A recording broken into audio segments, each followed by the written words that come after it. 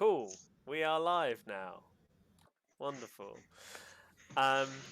Let's kick off with introducing our characters to everyone, if that's okay. Ginny, would you like to go first? Sure. Miss Euphemia Whittle is an independent spinster who works as a secretary, translator, and supporter of anyone who can hire her, really. She has worked with a number of academics and has a reputation for being competent and understanding how to spell the complicated words that are often used in these such things. Wonderful. Thank you. Zeke. Okay, Oscar Eugene Montague Blackwater is the last skilled of a particularly rich line of merchants and import-export specialists. He fought during the First World War, but was invalided out due to a rather unpleasant mustard gas incident fairly quickly, and became something of a recluse. He has a reputation for being very erudite in a number of very unusual academic subjects. Thank you. And Grayson. Detective Sergeant Edward Elroy is a London Met detective, but predominantly kind of deployed towards the Royal Dockyards and the kind of ports and investigating broadly organised crime in areas like that rather than anything sort of petty or homicide specific. Served in the First World War, injured, still walks with a limp thereafter, and mostly spends his time in the most kind of chess and thinking and things like that as well. Quite introspective and quite a weird character. Not particularly well liked about the department on the grounds that he's forever got his head his book, and that's why he drew the short straw of doing the dockyards. Cool. Thank you very much. So we kick off with Mr. Oscar Eugene Montague Blackwater, who has received an invitation from a friend of his. Would you go as far as to say friend? Close associate. Close associate. George Edmondson, which is inviting you and inviting you to assemble a group, an investigative group, through your work at the agency Hudson and Brand, the investigative agency, to attend his dinner at his house in Marylebone, because he wishes to discuss a matter of occult and historical interest. He goes on to say, any of your learned friends who may be of assistance are welcome. But the matter is to be treated with the utmost discretion and not revealed to anyone in whom you do not have complete trust. Okay. Having met Detective Elroy around the business previously, and been impressed by his discretion and the fact that he's the detective, I've asked him if he would like to come along.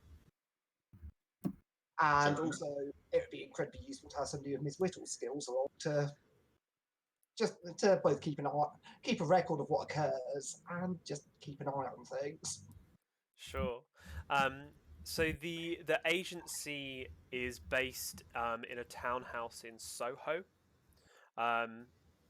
Do all of you live in London? Outside of London in my family estate. Fine, but would you commute in? Like, it's how far out of London? Yeah. Okay. Cool. Fine. Yeah, obviously not commute in the modern day sense of the term, but you can get in easy enough. Oh yes, I could get my driver to bring me in. Sorry, Ginny, what was that? There are trains. There's always a train. Yes. Whittle lives in one of the genteelly poor areas. Sure. Cool. Flat. It can maybe be the afternoon by the time you have kind of spoken to everyone and got their agreement to be involved, and the invitation is for dinner. So you have a few hours if you want to do anything, or you can spend your time at the agency playing billiards, having a drink, and then heading off together or arriving separately. It's totally up to you guys.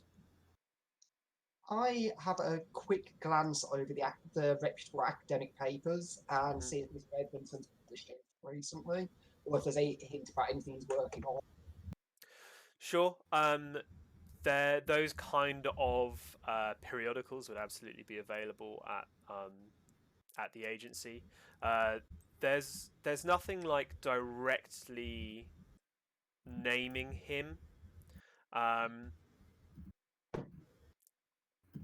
Are you looking in like academic journals or the more kind of sensationalist? I'm initially trying the peer-reviewed, respectable academic journals, but I will then also look at the theosophical fan sheets and the occult red tops, basically. Sure.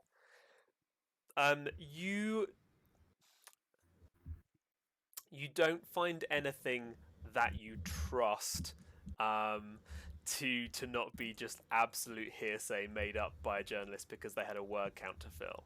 Let me put it that way.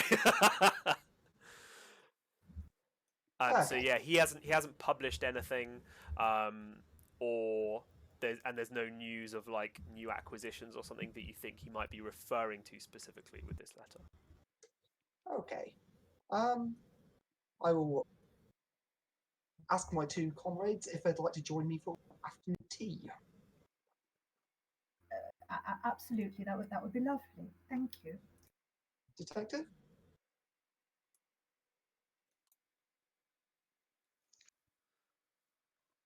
Yes, I'd like to look over the paper.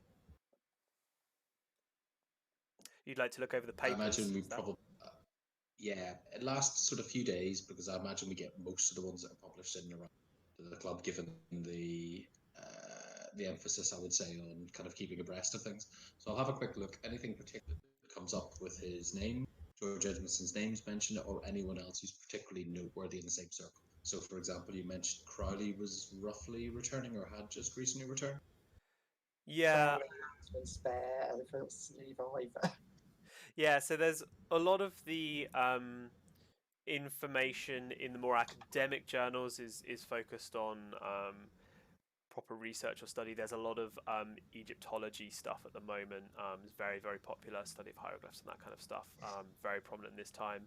And a lot of the more sensationalist stuff is following Aleister Crowley's recent movements and the kind of stuff he puts out.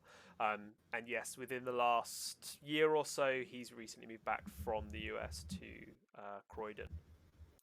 So a lot of it is spinning up mad tales about whatever it is that he's up to. The Great Beast, exactly. Okay. Well, I find a nice little table in the the businesses, whatever, rooms, and sit down for tea with Gons and all the rest of it, and wait for the other two to join me. I'll head through. Be precisely on time. Oh, hello. It's lovely to see you. And Detective, pleasure as always. So, do either of you two know much about this Mr. Edmondson? I've run into him occasionally professionally. A little. We've encountered each other with some of those. They occasionally attract a little bit of interest as they come in from quite interesting areas. And sometimes there's people who attempt to use those shipments to sneak something else in at the same. He himself seems to be quite scrupulously well behaved. However, he receives many interesting things from many interesting places, I suppose. Can you elaborate on that at all? He receives a lot of import. Nothing particularly exciting. I think the last thing was around 3 years ago, and it involved significant kind of opium being smuggled in.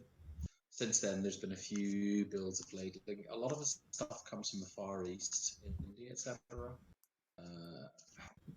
I suppose it's pedigree because it is quite strange stuff when you look at it. It's not large shipments. It's things I think you would be considerably more, but certainly of esoteric nature. Let us say. Okay. He brings them in.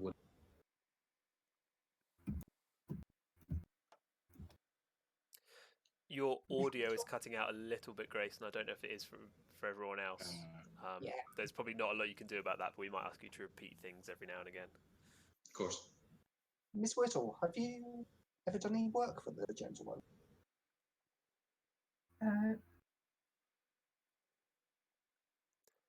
Totally up to you. You can have done if you want.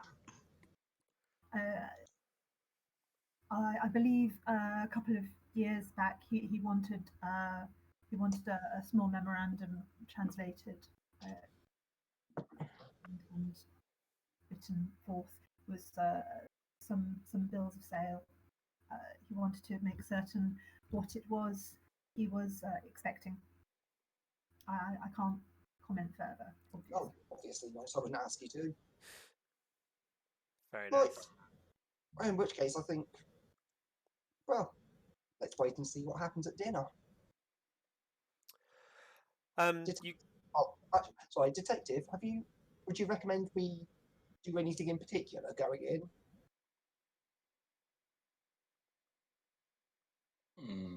I suspect ask us just to come and attend, and then he'll give us a better idea what he'd like us to do then. So I suppose eyes out for anything that seems strange or out of place. But I suspect if he's asking for it, he won't be up to no good himself. Not in my experience. Everything so far has been scrupulously above board. Just odd. I think it probably sums it up. Okay. If you want, you can call a carriage to take you over. It's not far at all from Soho to Marylebone. I get my carriage to take us over. Sure. My was waiting outside. So. Soho to Marylebone, that's literally just across Oxford Road. Yes, but walking. It's quite dirty, and there's it is quite dirty. People. And there are people. That's true. People to rhyme with wrongs, obviously. Cool. Your carriage pulls up to the address given to you, which is a townhouse, probably 3 or 4 stories, so quite large. He's obviously very well off. And once you ring the doorbell, a servant opens the door, and showing them the letter, they invite you in, show you into a drawing room, sorry. Shortly thereafter, George Edmondson enters. He walks up and shakes your hand. Already forgetting your name. Oscar Eugene Montague Blackwater. Why can't I remember that off the top of my head? He shakes your hand and thanks you for coming, and then introduces himself to the two of you. It's up to you whether you make it clear that you have met before or not. I wouldn't expect to remember me. Shake his hand. Met. I think. I don't think we got any of that, Grayson. Sorry.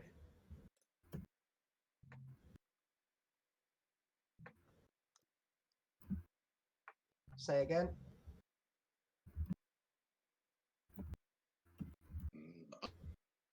I'll just say.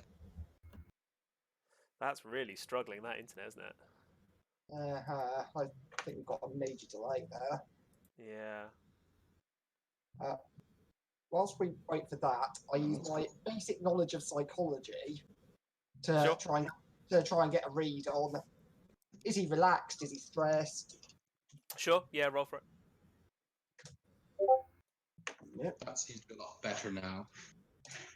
Yes, we can hear that. Oh, good.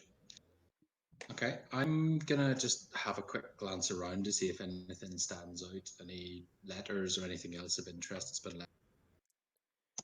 Sure. So the drawing room that you're in, it's very obvious that he is an enthusiastic collector of occult paraphernalia. There are wall hangings, there are bookcases, all of which if you have a glance at the titles of the books, have some kind of occult significance unless you roll for occult, which you can if you like. That doesn't reveal much more, but it has titles which are very obviously that kind of thing. Did you pass your? No, it was a disaster. Okay, cool. I passed my spot hidden. Cool. So you don't get too much more than that from a spot hidden, but if you want to roll a cult, or if anyone wants to roll a cult on anything then you'll get some stuff from it. We'll have a quick glance at the bookcase. I've got 5%, but You're welcome to roll it anyway, even on a base, whatever the 5% is. Especially working the docks, you might recognise something.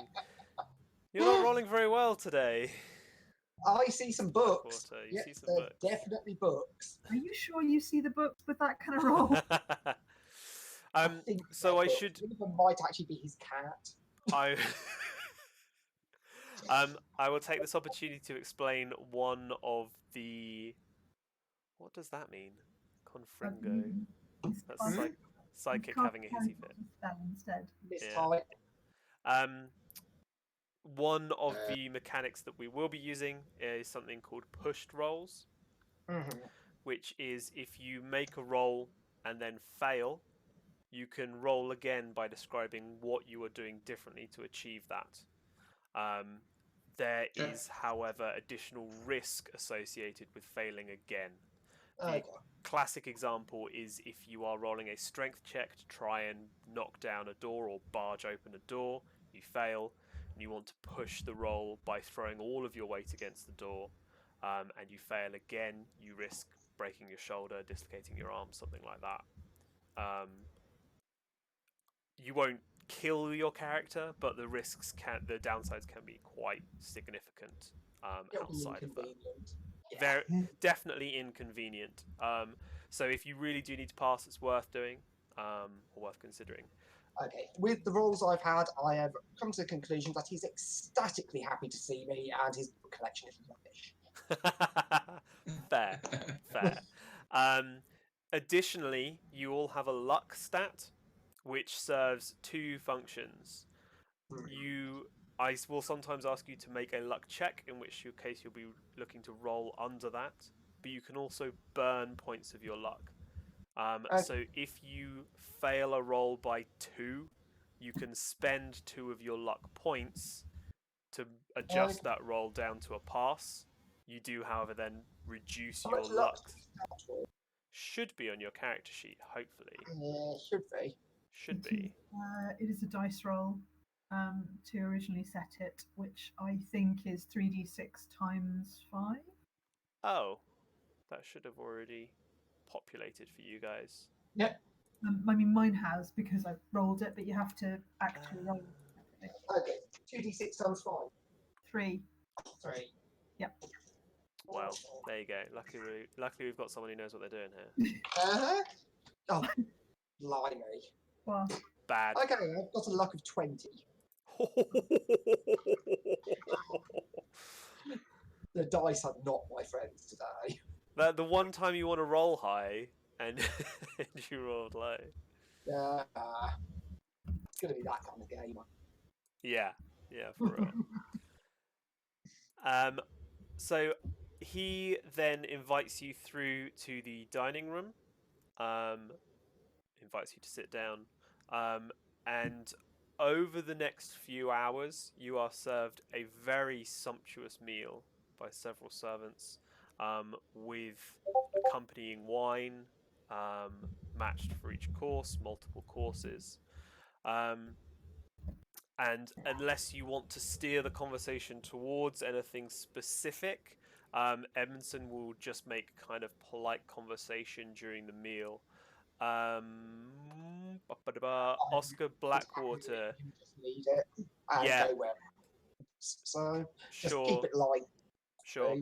Oscar, you will know that from dealing with him in the past that he doesn't like to talk business over dinner. Fine, in which case, yeah, absolutely, just keep it to trivial stuff. Yeah. Discussion about the weather, what family are up to. Yeah, he is. He's a cynic.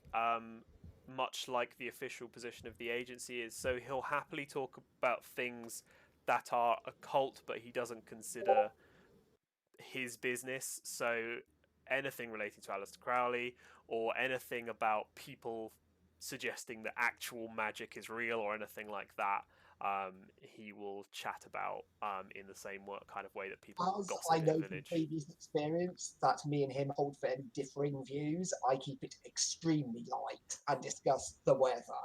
Okay, cool. If you try and steer him off of occult topics, that's fine. Very much so.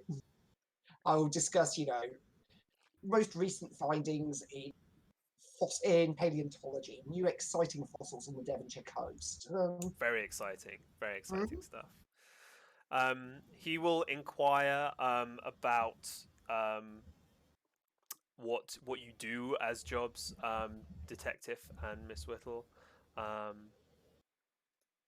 And give them a brief overview without touching on anything that's particularly pertinent. So mostly kind of investigations in and around the Royal Dockyard, connections with organised crime, etc. So it'll be that level of detail. Possibly a few things that ended up in the press, but nothing particularly exciting, and certainly nothing that's not been publicly available.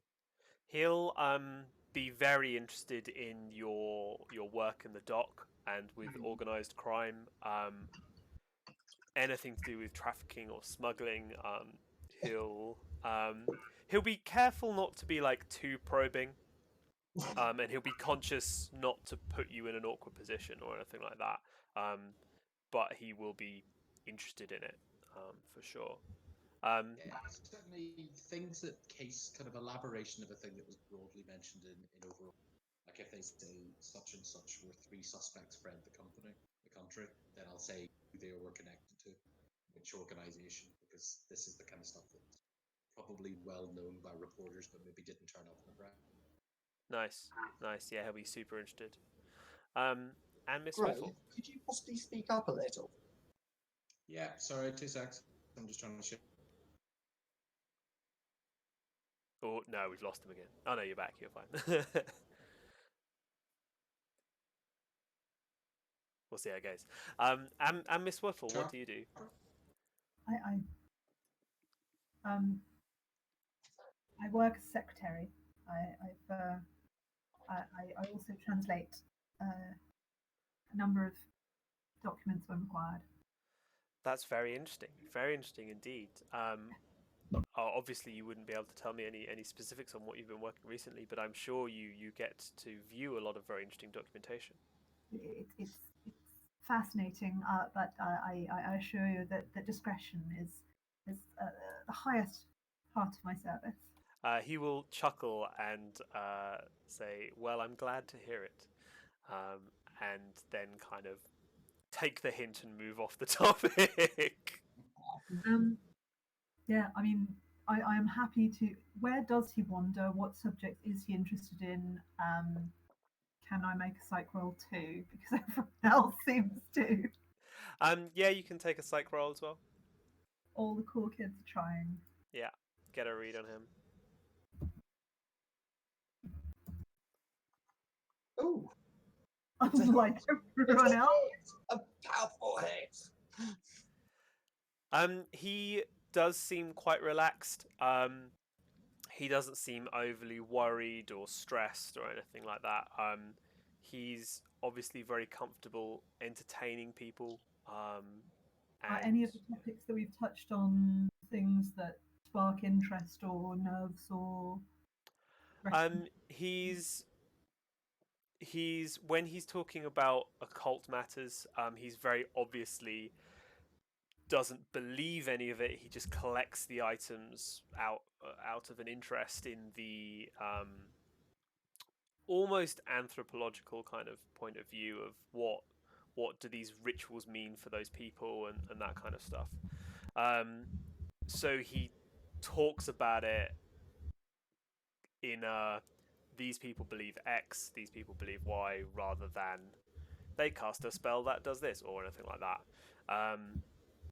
He's very interested in the detectives' work, both with organized crime and importing stuff. it's almost certainly sure that he would import stuff as part of his collecting. So that's obviously where that interest comes from. And he was very interested in your languages. Again, obviously because stuff's in different languages, and he likes to know about the anthropological importance of that and that kind of stuff. So he seems pretty singular in that he's decided that this is what his hobby is, and that's what he's going to be about. He's a man of means that doesn't need to have much else going on. Yeah, so And he occultism is very much the trend at the moment. yeah. And he's a well educated man. And he follows the news and follows politics and stuff. So he's happy to have these kind of very surface level, polite conversations. And can keep those going. And he is quite good at ensuring that they don't ever get contentious or deeper than that, and steering conversation away from anything too much. Over the course of dinner, I keep an eye on the servants just to see what their demeanours are like. Are they nervous, on edge, or keeping an eye on their master? Take me another psychology roll. I have no idea. So It's hard to tell. They are being very proper. oh, they're servants. I can understand. Yeah. After the final meal is cleared away, he stands up and invites you back into the drawing room where port will be served. Oh, excellent. Okay. He walks through and offers you all a glass of port and a cigar. Yeah, I'll kind of come in. Am I invited along? You are invited along. You are invited along. I'll kind of wait till Ginny's in and help kind of help her seat herself, and then before going around to take my seat. I cheerfully accept both the port and the cigar. I might accept a small dry sherry. He will absolutely pour you a small sherry. Excuse me. I accept a very large port. A large port, you're just like, keep going. Yeah, all right, fine. Yeah, Miss Whittle, he's obviously treating you like an associate of Blackwater's. He's vouched for you as someone who's required, and he is treating you as such. He's treating you as a professional. He's treating you as a professional. Yeah, it's very very forward thinking for a man of his time. He sits down and pulls out a kind of box, which it's quite a plain wooden box.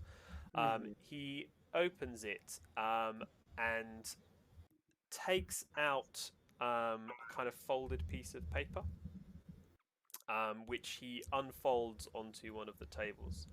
And he says, "This is what I've invited you here to talk about." And inside the piece of paper that he's unfolded is a scrap of what looks like papyrus. He says, "I was given this by a friend who knows of my predilection for the occult. He passed it on in good faith, saying he has little idea concerning the authenticity of the object, but is nevertheless offering it for sale. I've examined it myself, and I must confess I have considerable interest in it. It would appear, as you can see," and he's using like a pen to point at it. It would appear, as you can see, to be a magical formula of some sort, having a number of parallels with items in the Dynasty collection in the Leiden Museum of Antiquities, therefore presumably dating from the 2nd century AD. However, on closer examination and comparing the item to a similar papyrus in my own collection, I have begun to have doubts of its authenticity. The papyrus does not seem to have aged as one might expect, nor is the style of the hieroglyphics entirely in keeping with the calligraphy of the period. In short, I fear it may be a clever fake designed to defraud collectors such as myself. As I said earlier, I'm convinced of my friend's good faith in this matter. He has a number of means whereby he could have acquired such an item in all innocence. But if some unscrupulous felon is circulating such fake artifacts, I'm certainly interested in catching the bounder and teaching him a lesson. Equally, if the item is genuine, I would be interested in your opinion as to its value. May I examine the item? Please. Please don't screw this up. Hey! Okay, so that's a distinct improvement. So my archaeology roll Okay. is a distinct hit. Cool. Yes, archaeology. So actually, that's under the says I've got 50, 25, 10 for archaeology. Sorry, yes. So the main number is your skill. Yeah. Then in those two boxes, the top one is half that number, and the bottom one is a fifth of that number. So those are pass, hard pass, extreme pass. Okay. To roll under. So it won't always make a difference, but sometimes I might ask you for a hard pass or an extreme pass or something. But you got a pass on archaeology. hard pass. Hard pass. You are pretty sure that this is definitely fake. Okay. There is no way that papyrus from that period would be in as good a state as this papyrus is. This has been made much more recently than that. Okay. Having drawn this conclusion, I then actually turn my attention to the writing and its occult significance. So the Sake. Yeah. That terrible roll was that? Yeah, it's pretty damn awful. Yeah. Considering that's my, niche skill. So what was that you were rolling on? Occult? Yes. Sure. So the hieroglyphics, you're pretty sure he's right that they don't really look right. But you're not really sure. You're not 100% sure that you would know if they were right. Okay, I dredge my memories for everything I know about Egyptian ceremonial magic, and I really, really want to know what this is. So Okay. go deep and really have another go at it. What's the risk here, do you think, if you're trying to push the roll? Completely and utterly misinterpreting it. Okay, sure, go for it. Coming to an absolutely conclusion. Uh-huh. Oh, but fortunately, I got an extreme pass. Good. So you are really sure that the hieroglyphics are not of a style that you've ever seen before, but they are they're not just slapdash. Whoever faked this was obviously very talented and very good, and it's kind of weird that something as relatively easy to get right as the style of the hieroglyphics they'd get wrong. It's almost like they knew what they would. It looks like they knew what they were doing when they used that specific style, which is not a style you've ever seen before, and you've seen most. Is it internally consistent, basically? It is internally consistent, yeah. It appears whoever wrote it thought they were making sense. Yes, but you can't translate it because you can't read it. Yeah, it's not a style you've seen before, but that looks like it, yeah. Okay, right, George, my friend. I'd say that this really definitely is a fake. At which point, he looks quite sad. Yeah, I mean, there's absolutely no way this is from the time period it's claiming to be. He nods and says, "Well, thank you. I'm glad that I called upon your services." Well, I think at this point, this is where Detective Elroy's expertise might come in handy. I was thinking that if it's not necessary to be fully preserved in its current format because it's fake, we could investigate it for fingerprints the number of forgers in London are relatively limited, and we have most of them on file. I can't allow you to take this because I haven't bought it, and I now don't intend to, so I need to return it to my friend. Out of curiosity, how much is your friend asking for it? He has not stated a price yet. I was hoping, if it was real, to get it valued and therefore to make an appropriate offer. Would you object to me making a copy, or to be more precise, asking Miss Whittle to make a copy of the item? Please. The item obviously cannot be damaged in any way because I need to return it to my friend. But if you want to draw out a copy, please do. Absolutely. I think that'd be very useful. We're for enough to take the fingerprints that I would need just to the square effectively. If you're willing to permit it, I could check the back of the papyrus, which shouldn't make any impact. It would just be a minor amount of dust. If you'll forgive me, it may be worth instead checking the packaging. That makes a lot of sense. It is like the papyrus itself is like to be very fragile. The box is my own. The paper that the papyrus is wrapped in was given to me, was handed over to me. So by all means check the paper, but I have handled it, and my servants have handled it as well. Chris, I'm gonna do a psychology roll on the grounds he's looking. I'm not sure if he's being evasive, and I just want to get a flavour of whether he's being very cagey about where it came. Sure.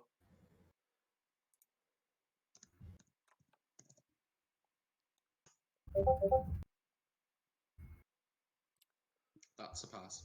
Cool. No, you don't think he's being cagey. He is trying to give you what you want and need.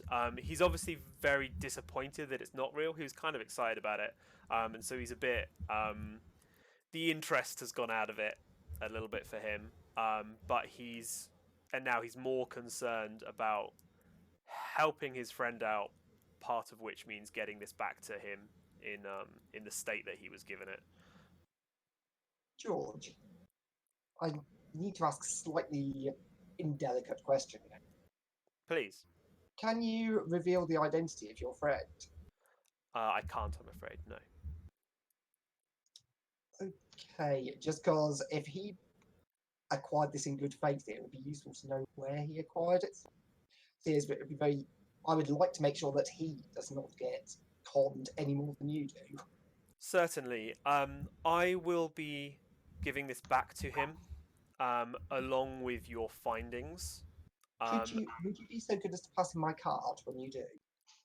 Certainly. And ask him to get in touch with me if he has any questions whatsoever. I absolutely will do, yes. Thank you. If you guys want, you can all have business cards with the Hudson and Brand heading, as well as your own personal ones if you desire. I specifically give all my personal cards rather than a agency card at this point. Cool. He takes it and places it straight on the table. Okay. Next question, George. Did you have any idea what this incantation was meant to do? I didn't, which is why I was quite excited to obtain it, if it was genuine. I had hoped to be able to publish the information that I had managed to translate from this, including a new branch of the language, and therefore an unknown amount of information about this previously undiscovered culture. And you say it's papyrus. Sorry, I'm making assumptions here. This is Egyptian in origin, yes? It looks that way. I mean, if it was real, then it's on papyrus and it's using hieroglyphics. I mean, what did your friend say the provenance of this was? How did he acquire it? He didn't go into too much detail, merely saying that he had come across something that he thought I might be interested in, and I didn't ask too much more than that because I wanted to see it anyway if he thought I was interested. Would you be able to ask him about such things, is knowing the context that this comes from, and would make it far easier to try and figure out what's going on with the item? I have little interest in being further involved in this, other than wanting this person brought to justice.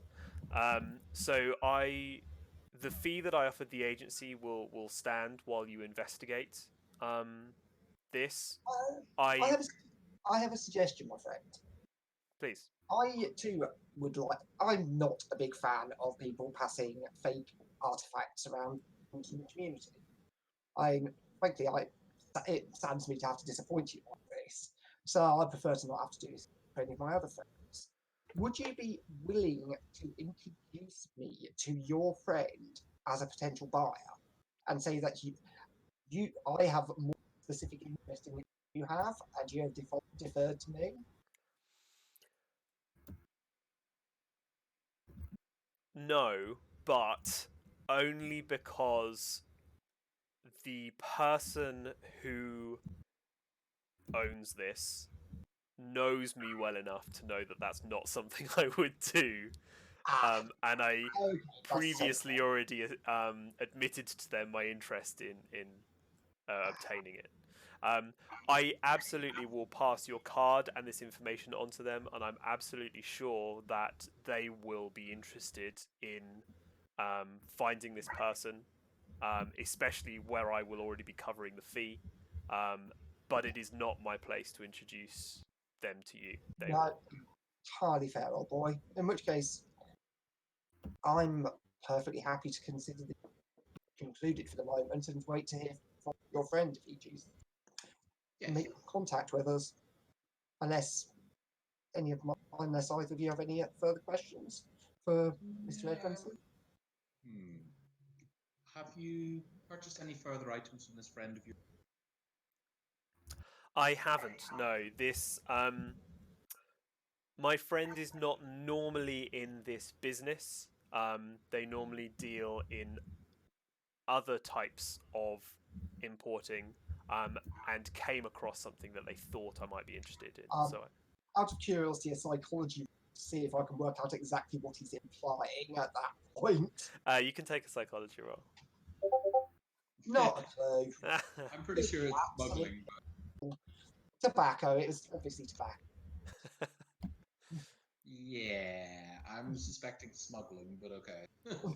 No, tobacco is clearly a legitimate business, man. You probably naturally suspect everyone of smuggling. That's because they're guilty. The degree of guilt varies, but the actual guilt. All of them are.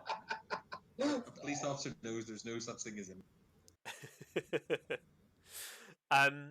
If you want to ask any more specific questions, you can. Otherwise, George Edmondson will comfortably enjoy your company and keep the port flowing for as long as you desire. How long is the fragment? Like, how many characters?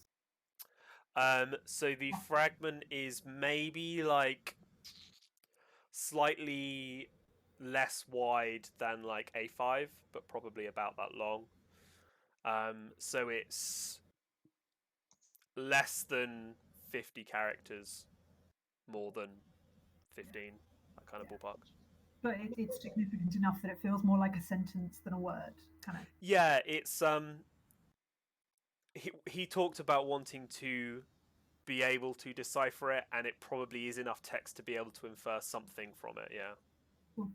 Out of curiosity, can you discern anything from the penmanship of the item, or have you any familiarity with the forging? What can I roll for? What would you roll for that? If you want, options I can give you include Occult, appraise very badly. Language, Would probably be an appraise, I think. Seems reasonable. Yeah. library, spot hidden, occult.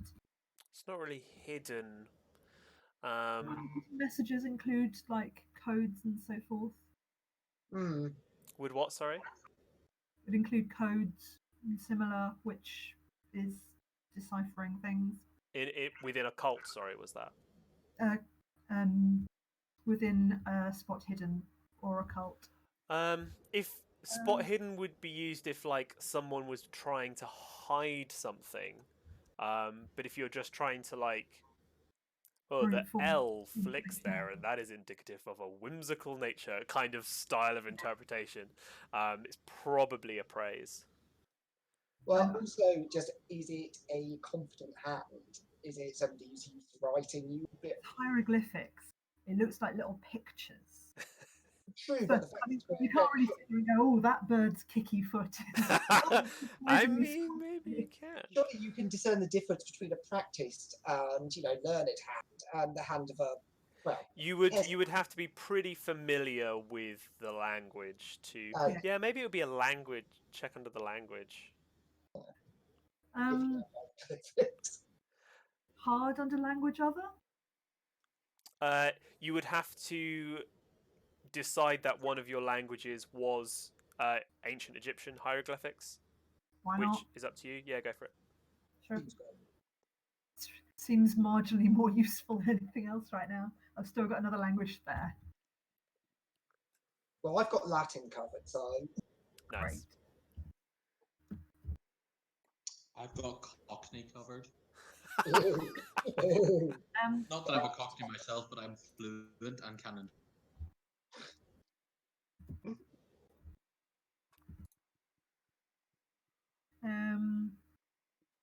My language other is 50, so I'd need 25 for that. I can give you 6 luck if you'd like. Totally up to you. Sure, we'll take it. Cool. The penmanship is a little erratic. It's not been done by someone who is a trained calligrapher. There's too much deviation in the same shapes. There's quite a scratchy element to it. What else would you be able to determine from that? Was it done with a pen? Any basic information that I can get on the actual meaning would be super great. Also, was it done with a pen or was it actually done with a quill? It was done with quill and ink. And what can you infer about the information? It's definitely a kind of spell. And you think it's not a very pleasant one. There's some very negative connotations and unpleasant imagery. It's quite hard to tell what exactly it's achieving.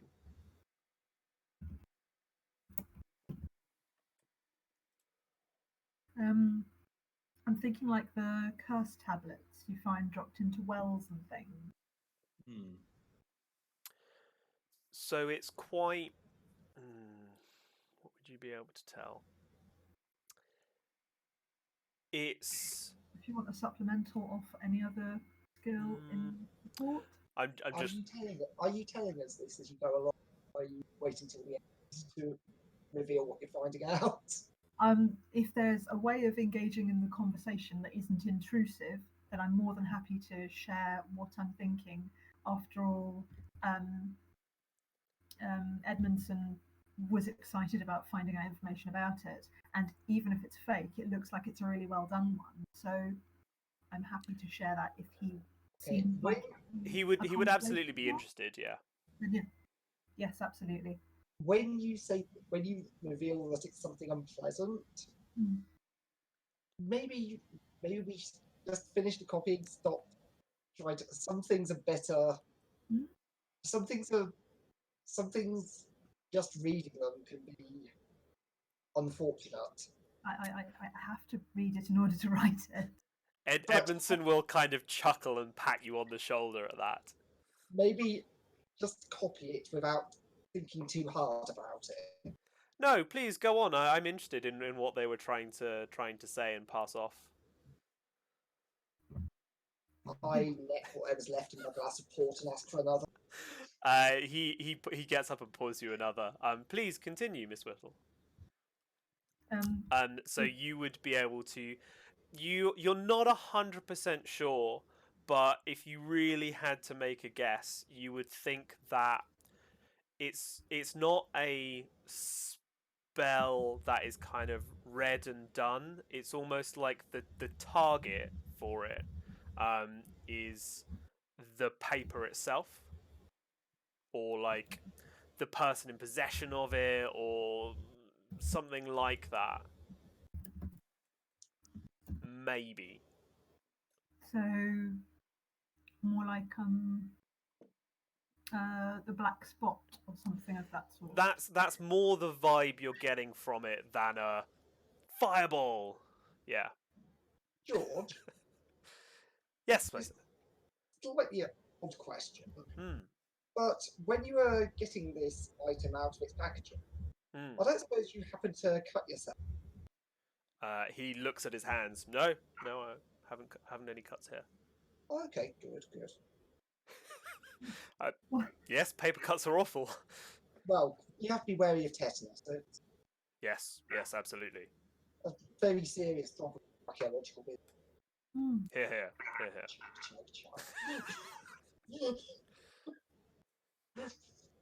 And have you had any unusual occurrences since this came into your possession?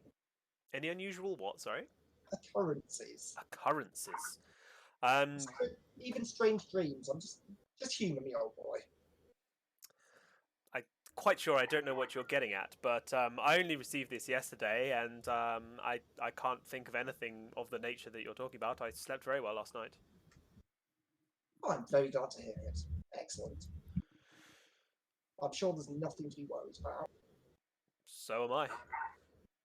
He genuinely has no idea what you're getting at. Adam, are there any like things that could look like temporal signatures in there, like moon, day, night, like the sense of time passing or continuity of? There is. There's not anything like. There's maybe some references to nighttime, but you think potentially only in like a.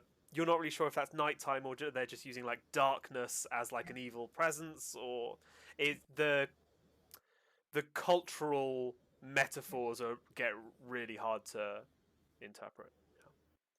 I lean over the next time. Next time George is filling our glass, I lean over to the detective and just whisper, "Would you mind distracting him for? I need to ask Miss Whittle about something delicate.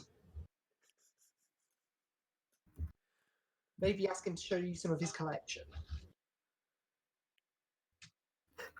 Would you mind distracting him?"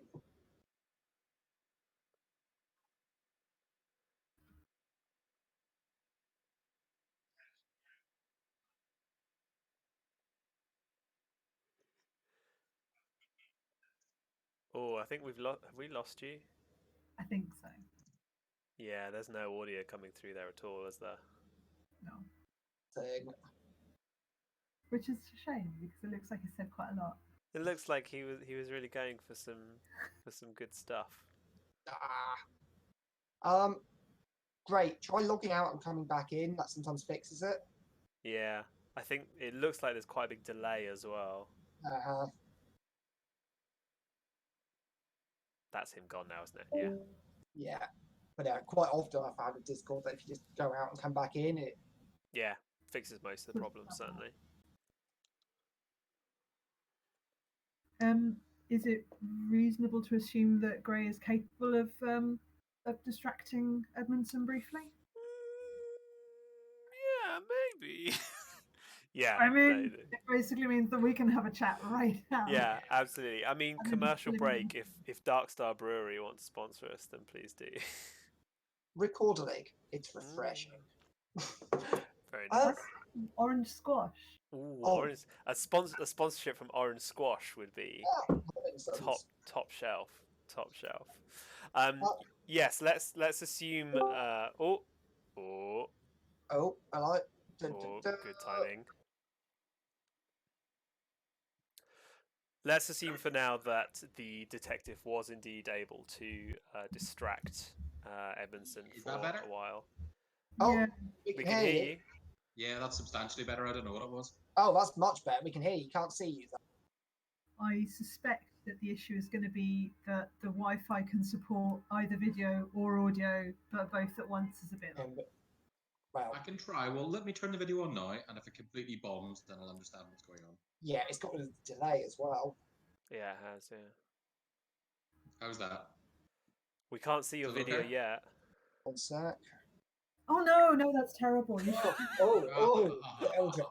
So What cruel. I'll do is I'll distract Mr. Edmondson by talking about when we touched base previously and ask if he'd had any further difficulties with people attaching things to his shipments. Perfect. Sure. Yeah, he will kind of drop his voice a little bit. He's maybe a little bit embarrassed to talk about it in front of other people. I very happily shuffle over to give a discrete amount of space. Sure. And then yeah, he'll thank you very much for your hard work and dedication to justice, etc., etc., etc. For a little while.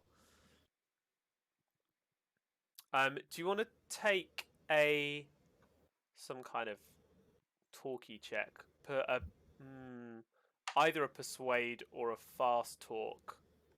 Charm? Great, well known for his charm. Or charm. Yeah, any of those three are fine. That's the place. I think, persuade. Just as a kind of gauge of how much you are able to capture his attention in that conversation. Ah,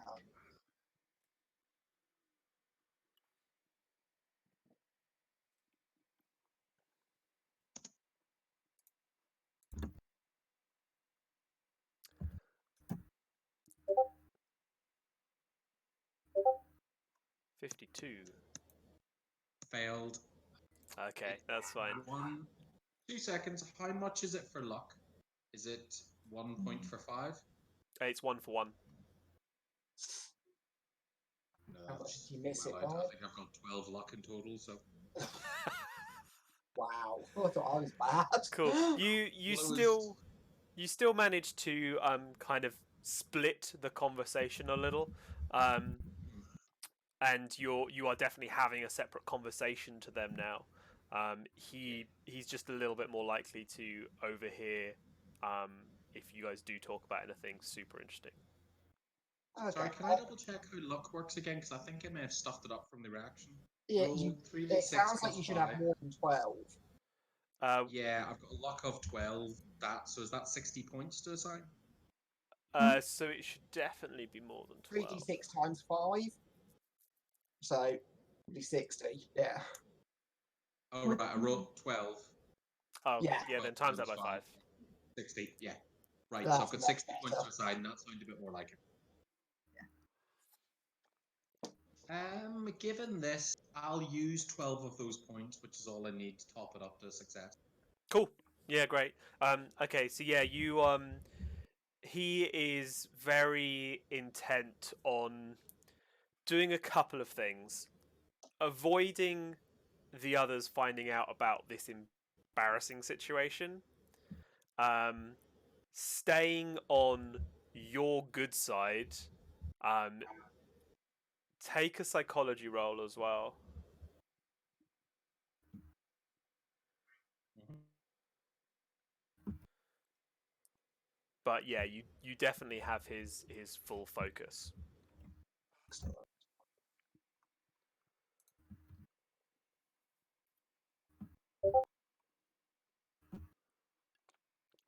27, is that a pass for you? Yes, it is by quite a lot. Cool. I think it is You hard passing. great. You get the impression that he's real keen to have a detective in charge of overseeing things being imported into the country as a friend.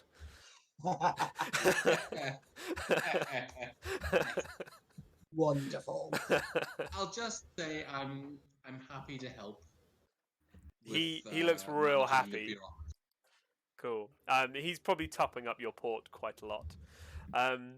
Excellent. Excellent. Once I see that the detective has engaged George, I wander over to Miss Whittle.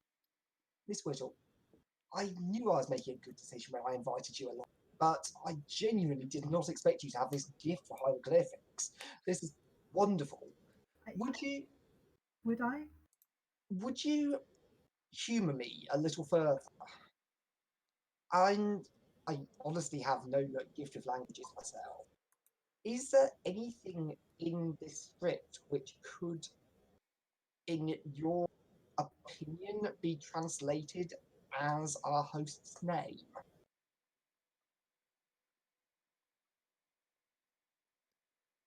I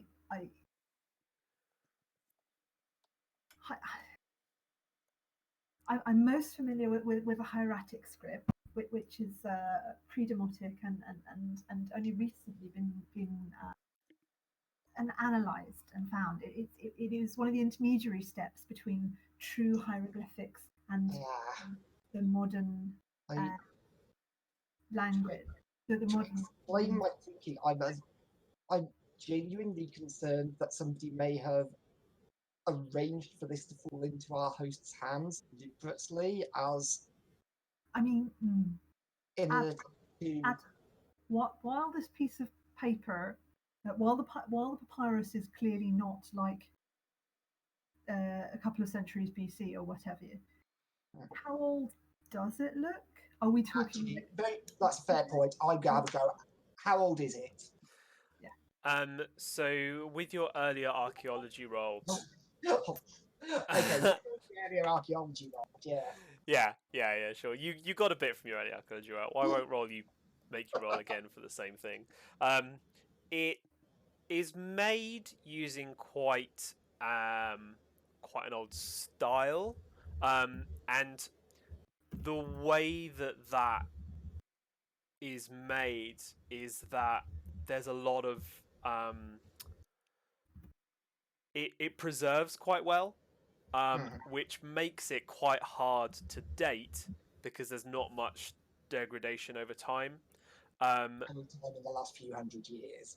Yeah, On the other hand, the ink itself is something that's much more likely to be aged. yep. That'll be faded or chipped, or the colours will shift depending on how long it's been on the page.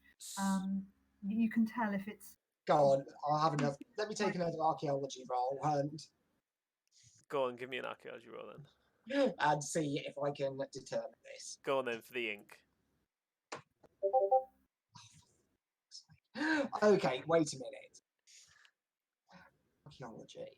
If it helps, one of the other things that that is quite often done with forgery is using an old piece of papyrus or linen or what have you, scraping off the original and painting over it and putting something new on top of it. Is there any sign of previous use?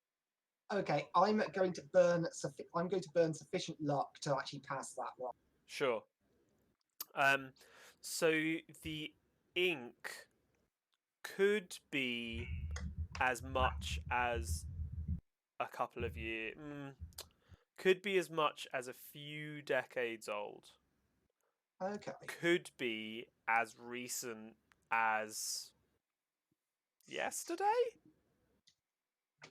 Seriously? It's hard to tell without doing like a more detailed like microscope chemical No, absolutely. tests. On the other hand, we're not talking like here is literally some soot and wax that is what they made ink out of 2,000 years ago. It's modern-ish ink. Sadly, even with my expertise in this whittle, I'm going to struggle to pin it down to any more than within the last few decades. It's genuinely a very challenging piece, The last few decades. maybe. It could be as recent as, well, earlier today. It's not ancient. Let's go with that. I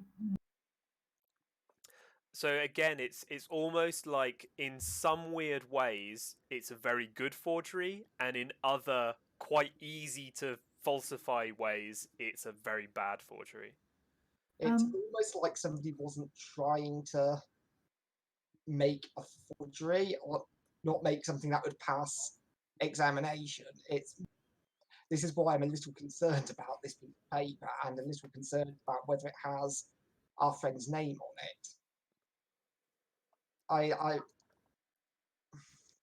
it. Miss with your earlier role, you would know that there's not, with traditional hieroglyphics, you have no idea about this style. it's syllabic. Or in ideograms.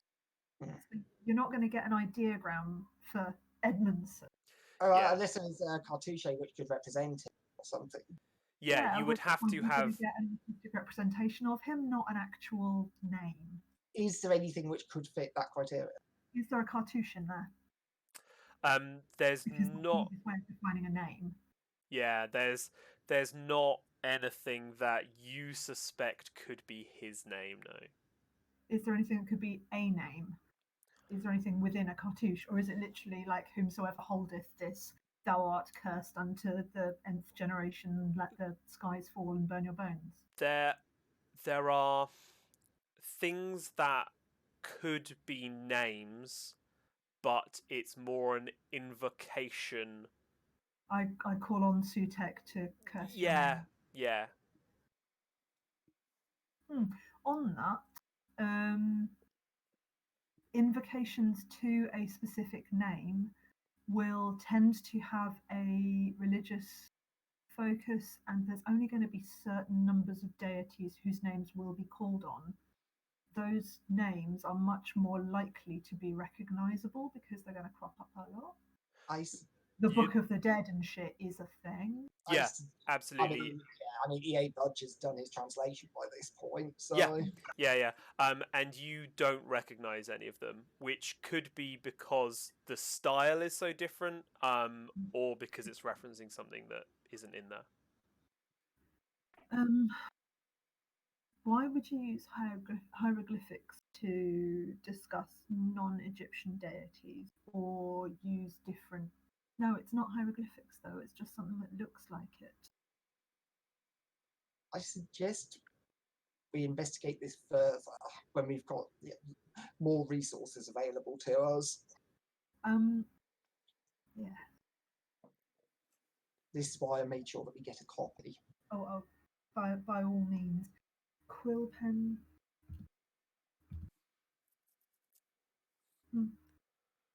I'm gonna kind of subtly check that my distraction has kind of run its course. Yeah, at which point, after I finish our conversation, I cough loudly and wave my empty glass at George. So subtle. Seeing that out the corner of his eye, he will rush to get more port. Once he's poured the port, he will also fold away the papyrus in the paper that it's in, and put it back in the box and put it away. Yeah. Can I have a quick look, quick shufty at the box? Just looking for, is there anything occult about the box? Yeah, give me a spot hidden.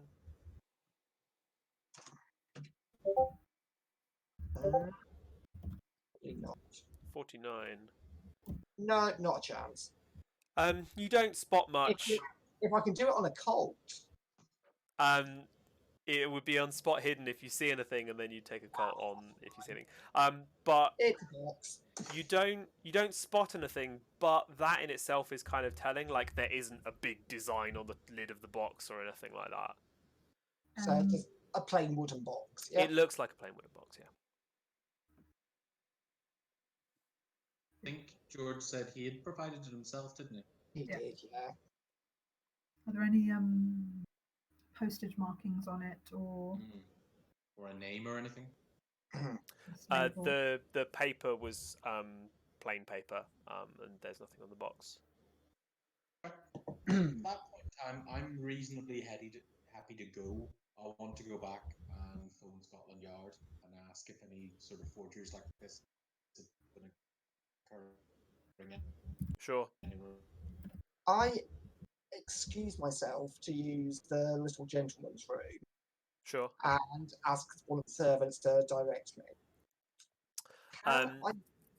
Can I make a psychology roll to get a grasp on how loyal this servant is and whether he'd be likely to take a bribe for something? Which You would probably find that hard to tell without offering them a bribe.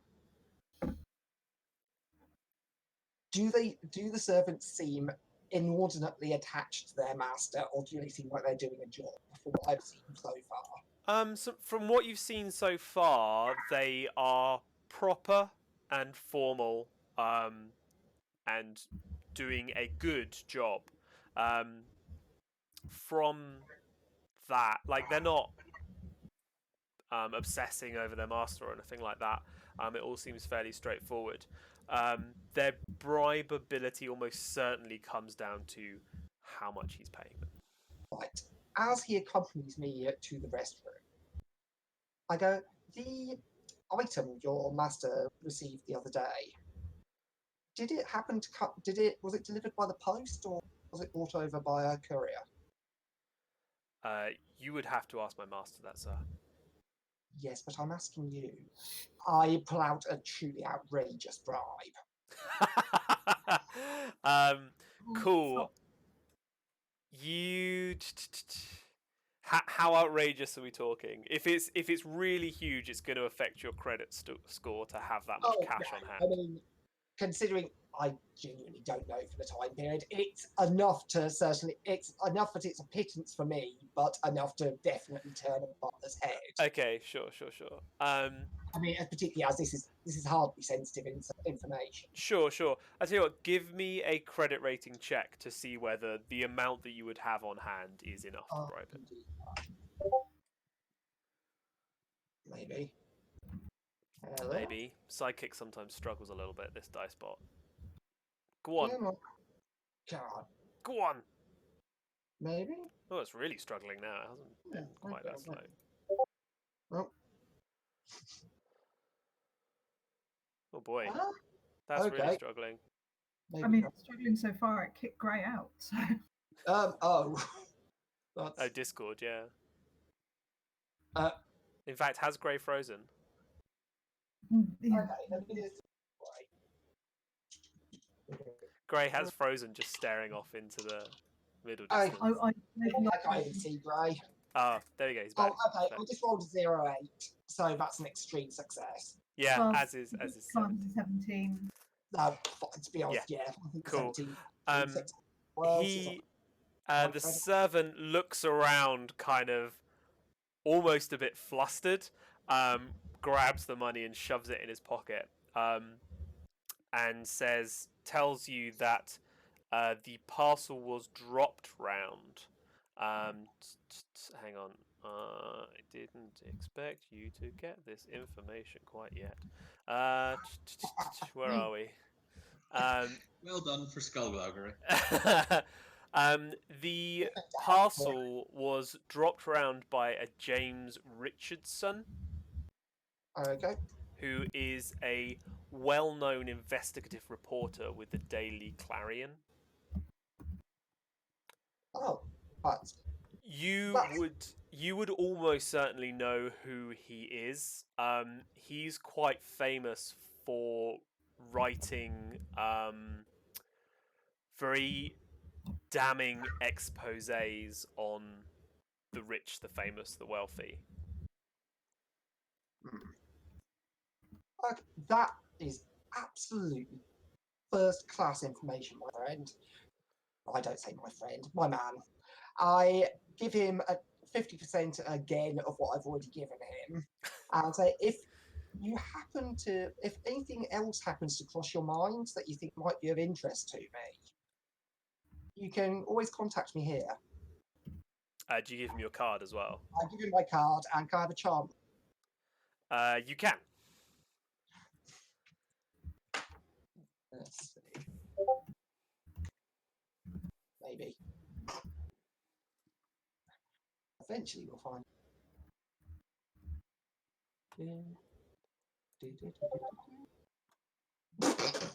No! No, okay. You're giving him enough money for him to agree to do so, regardless. Because I was nowhere near as charming as I thought I was about it. Yes, yeah. Smarmy but rich. Excellent. I go about my business and return. Cool.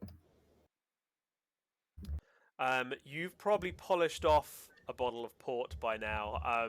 George will not really hesitate before reaching out to pop the next. Oh, no, my friend. We couldn't possibly impose on you any further. I really must. I'm I really must. making movements to get out of here. Sure. I really must get back to the family abode. You know, it's he will pull. Silver if I'm away all night. He will make a singular polite attempt to offer you some more, but if you insist, then he will put the bottle back. Politely decline, but we should do this again. Absolutely. Thank you again for your assistance this evening. Could you ask your man to get my man to bring the carriage round? Certainly, and he rings a little bell. The servant comes in and he asks that of him. Is there anything anyone wants to do before retiring for the evening? It's probably quite late in the evening now, though. As soon as we're out of George's company, I provide the other two with the information I've just been given. Sure. So it's like we know exactly where the item came from. It was, I forgot already. James Richardson, a well-known investigative reporter with the Daily Clarion. Right, it was James Richardson who dropped this off. Either he's the friend or he was acting as an intermediary, but either way, we've got a lead. I mean, do either of you know anything about this guy? Let me have a little while this evening, if you don't mind, off, and I'm quite sure I can find something. I expect we've got a file on him somewhere. Okay. With Anything? Sorry, go on. I want to head back to Hudson and Brand, and then from there, I want to use the telephone to phone Scotland Yard and inquire the files office. I want the copy of the file for James Richardson or the High Points, and I also want an inquiry put out to I suspect it will probably be in the arts and antiquities section for the kind of theft, and find out if there's anyone making forgeries of anything in a similar vein. Sure. Crowley was very big, as I understand it, into his Egyptology types, so I suspect there'll be some nonsense. Sure. As soon as we get back, I order a pot of strong coffee and a needle full of cocaine. Sure. Says I need to sharpen my mind.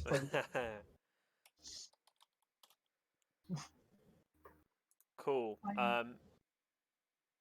And yeah, Miss Whittle, anything you'd like to do before retiring for this evening? More. Is there any sense of logical progression in the text, in the symbols?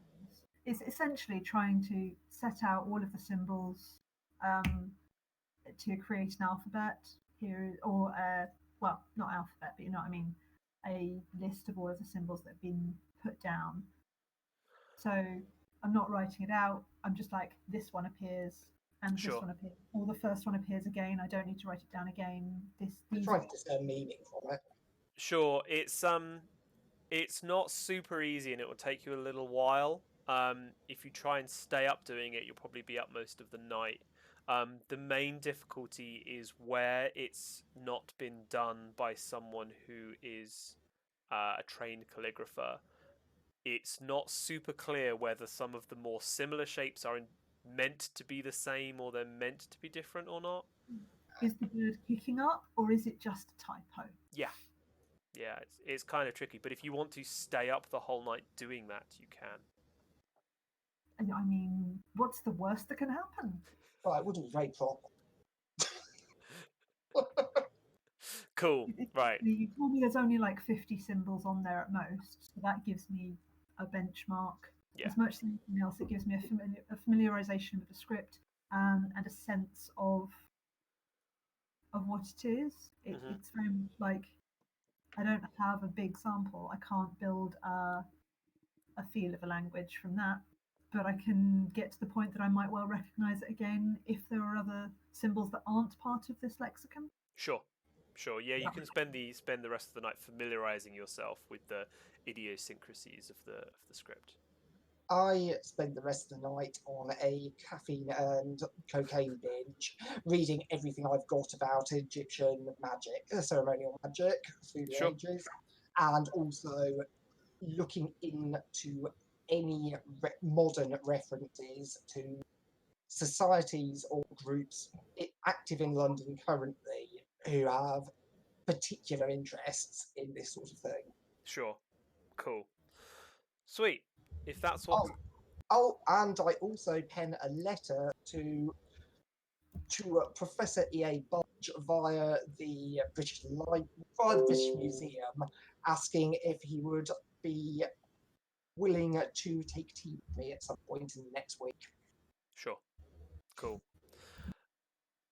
Sweet. If that's what everyone is spending their evenings doing, we'll take a 5-minute break for me to get some water. And if anyone needs to use the loo or whatever, or feed cats, and then we'll come back in 5 minutes if that's cool with everyone. I'm going to give me a smoke. If I'm longer than 5 minutes, assume I'm a hangover. That's fine. Cool.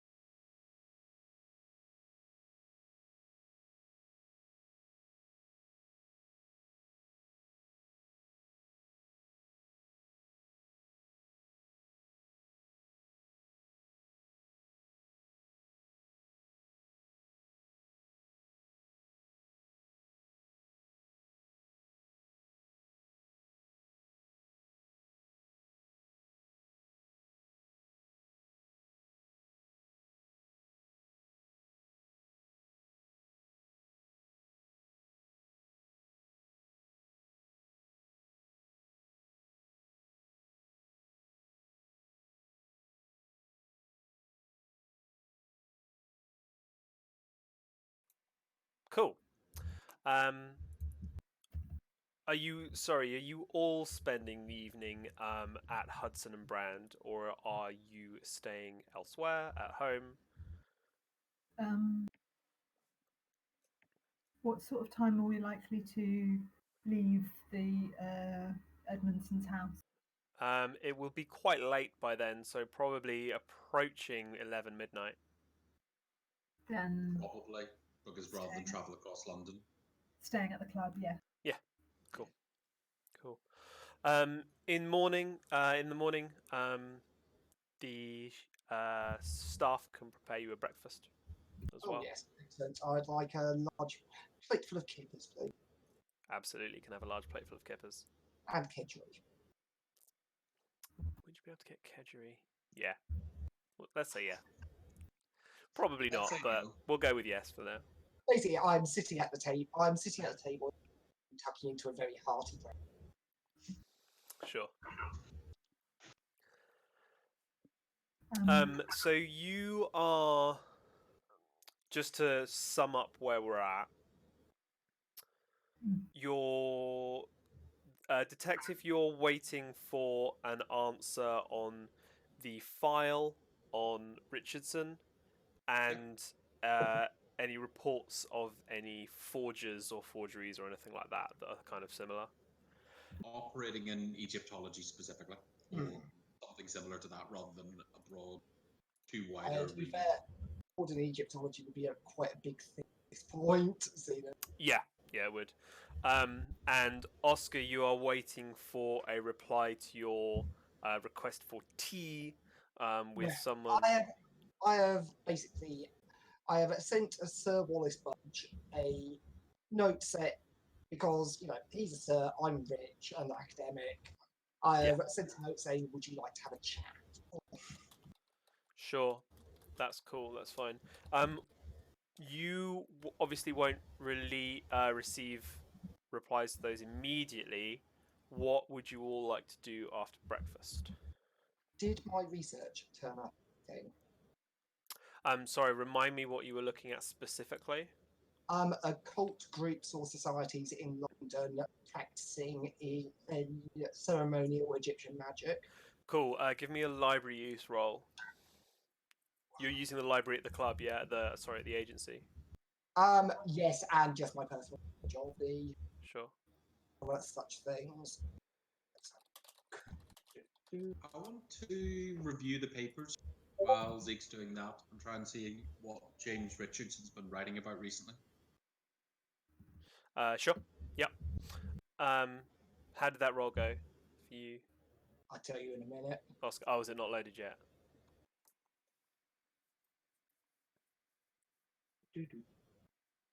Too grey. Okay, cool. You so are you looking through like back issues of papers and stuff? Yeah, specifically the ones where they're their writer. Yeah, There's so bit they're a covering writer stuff at the it's Daily Clarion, so Clarion. just Yeah. keep flicking through. Yeah, so you can quite easily find a number of articles that he's written. Most of them are. He's definitely an investigative journalist, and so most of it is exposés of some kind, usually on the rich and famous, exposing awful business practices or immorality of some kind, or illegal practices, that kind of thing. He doesn't really stray outside of that into anything editorial, and there doesn't really seem to be much of a focus or he doesn't seem to go after anyone particular other than people who could be deemed as being within the public interests.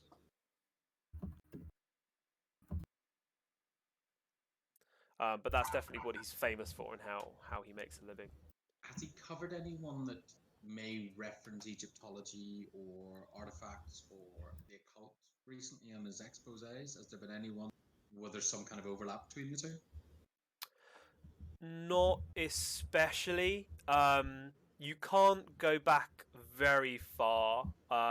The library in the agency doesn't hold like a lot of back catalogue. You could go to the library if you wanted to go further back than maybe a couple of weeks. Yeah, I will do. To be honest, I'll go and if there's nothing that's really kind of leaping out for me from this one. Okay, as Sidekick appears to like me, I'm just going to roll dice. Oh, no. No, As soon as you said it, no, that was great. It's still not giving me a result. was it not? So, I think the bot may have fallen over. Yeah, maybe it has. Either use Wizards of the Coast's dice roller. I think if you Google dice roller, it just comes up. Or using your physical dice is fine. Or if it's easier to boot up Roll20 and log into someone else's game and use that, that's fine. I've got physical dice here. Cool, yeah, whatever's easiest. No, not a bloody clue. Okay, Unfortunately, the cocaine has. I'll try my library use, sure. which is 47, which is substantially more than I could succeed with. So no. Okay, cool. No bet. So, whilst Egyptology and the study of Egyptology is still very much the rage, the kind of main organization which practiced or like folded its magical beliefs into itself was the Hermetic Order of the Golden Dawn. They officially don't exist anymore. There's a few like there's almost certainly a few like splinter groups and stuff. Well, there'd be the Silver Star various. Yeah, but nothing really that like even they didn't really use hieroglyphics. They just folded the practices and the rites in. So there's nothing super obvious or big or well known that would really be doing it now. Okay, so I've drawn a blank. And Gray, was that library's role for going and checking the papers? Yes, specifically about James Richardson, what's he been writing about over the last month? Yeah, sure. So it's hard to. The problem that you have with him is not that it's hard to find something controversial or hard to find someone who would want to hurt him. It's the opposite. That almost every day he creates someone who would have reason to want to harm him through the nature of his work. And not just to those people, but their families whose reputations have been damaged, their business partners. There's probably not many people left in the country who don't want to directly harm him. Actually, thinking about it, have I previously heard anything about him acting as a dealer in antiquity? Or No. having anything to do with this at all? No. Okay, so he's not on the occult radar. No. He has probably.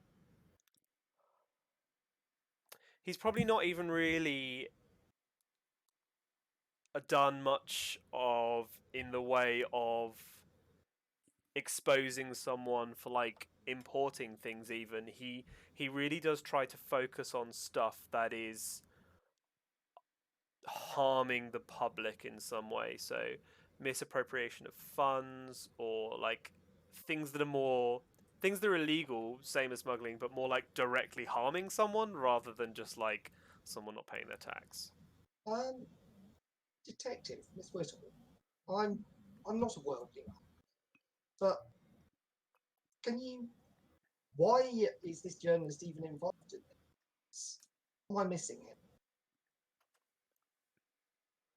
So there's a number of different options, none of which may necessarily be right, but it could be something as simple as he has investigated something and this is to be in a future column. It could be that he's being used as an intermediary. It could be that someone has decided that what he has done most recently is worthy of note. Edmondson, Mr. Edmondson suggested that there were multiple trinkets to be bought or similar, which implies that he's trying to turn some kind of profit out of it. So is it that he has found a cache of these and I mean, is he the kind of person who would do that sort of thing, make a profit of some illicit? Well, he's a journalist, so yes, let's assume he's a man of low character. On the other hand, I'm not entirely sure that's the case. he focuses on demonstrating the the badness of humanity. Well, His file will be here hopefully very shortly, but I But- would say he if he would focuses be the on trying to greatest smear expert in- dirt across his betters. No, he's smearing dirt across those who are guilty. His evidence is very well researched. There are multiple cases from looking through this that go to trial on behalf of people who are corrupt, liars, thieves, swindlers, and other forms of con men. So I would say that while they may be his social superiors, they certainly do not seem to be good people. And his evidence seems to have led to an awful lot of court cases, so he seems to have researched it quite thoroughly and to be So quite you an think he's excellent a investigator. genuine crusader? I'm unsure. There could be a huge number of people who paid him off, and therefore did not turn up in the press. However, I would say that his evidence so far, from what I can ascertain from reading both court cases, is that he certainly spares no efforts when it comes to exposing the guilty. I should have a file come up from Scotland Yard very shortly. Once I have the file, I'll have a better idea if we think he has any unfortunate associations that are best to be aware of. Comments. How often do these columns come out? Is it Every week. once a week? Not daily. Daily? How long do you think it takes to Can I, investigate someone? Adam? Can I double check that? It's a weekly column, isn't it? It's certainly not daily. Okay. Yeah, weekly's probably more on the mark. How long do you think it takes to investigate someone in this depth? I think he's working weeks ahead of himself. I suspect he probably has 4 or 5 cases going on at once. Okay. So Therefore, I would be whatever one completes, it falls off the docket, if you will. I would be very Adds curious. another 1 or 2. I'd be very curious to see what his next week or the week after's column was like to be. That is what I think. I suspect we are more likely to be encountering his research, not yet fully published, than his published paper. From having looked back over the last few weeks, I can see nothing that particularly pertains to that. And perhaps one of you two could help me look through more copies of the paper. It strikes me that there are See if two there's questions. anything. The two questions. Well, the big question here is he researching something on potentially faked Egyptian artifact, or is he in some way responsible for this himself?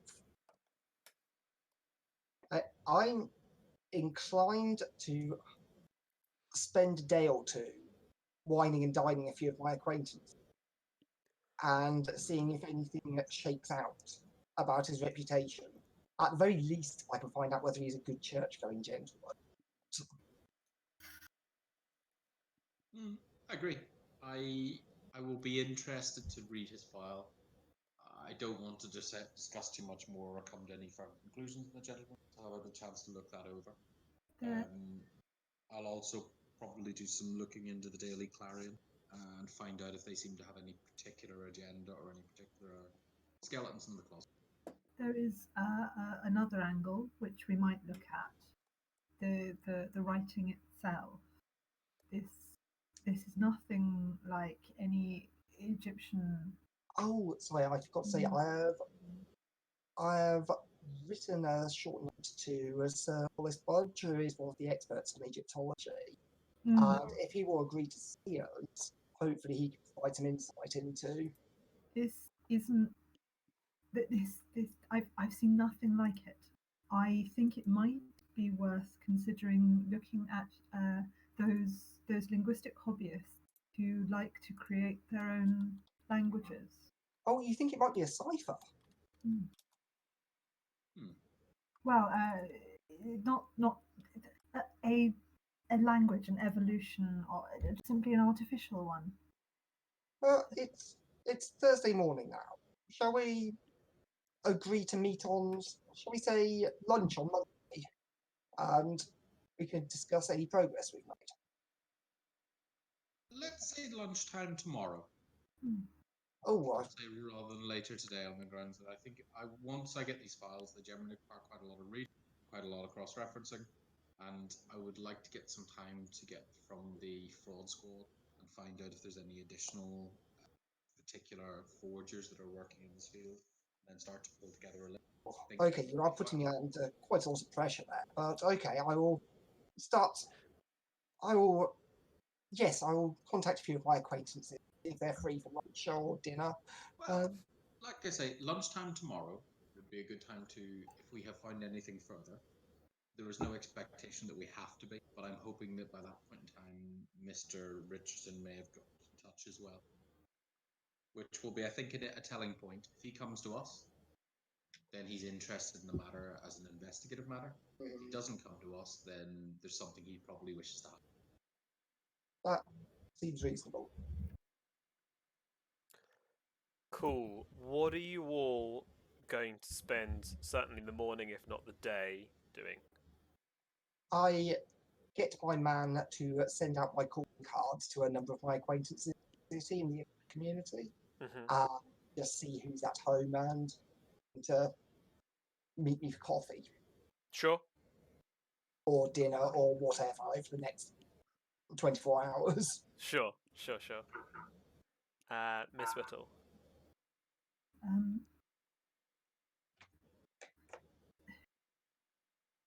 The concept of artificial languages, I know that like Tolkien was mucking around with it a lot, but that's in like 10, 20 years' time. There has to be, is there any hobbyist study of that? And if so, the chances are people write to one another, might be a newsletter. Basically, There was the entire automatic writing fraternity.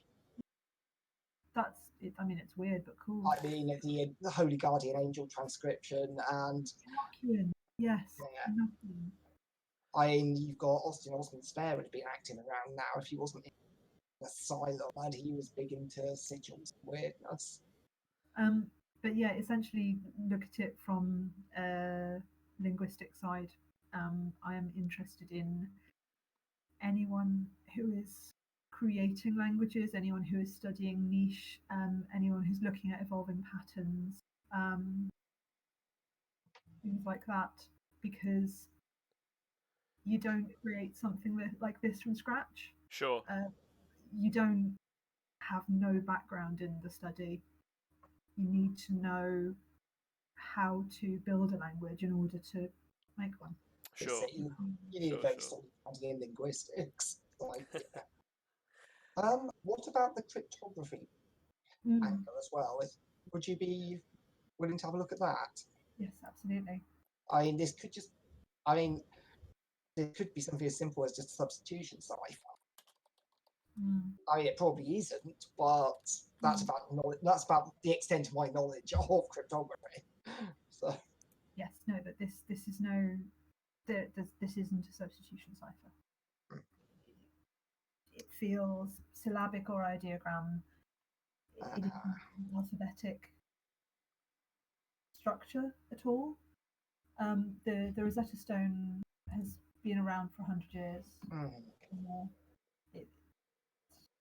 There are a lot of commonalities. There are a lot of things we can look at. Excellent. Red stripe. Lovely. And Detective Elroy.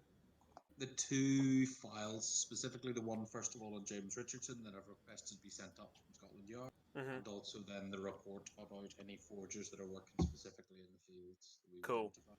If those don't turn up, or I can't get access to them, I'll do some investigation myself. So I'll phone and get James Richardson's address, and I'll do some more looking into the Clarion as well.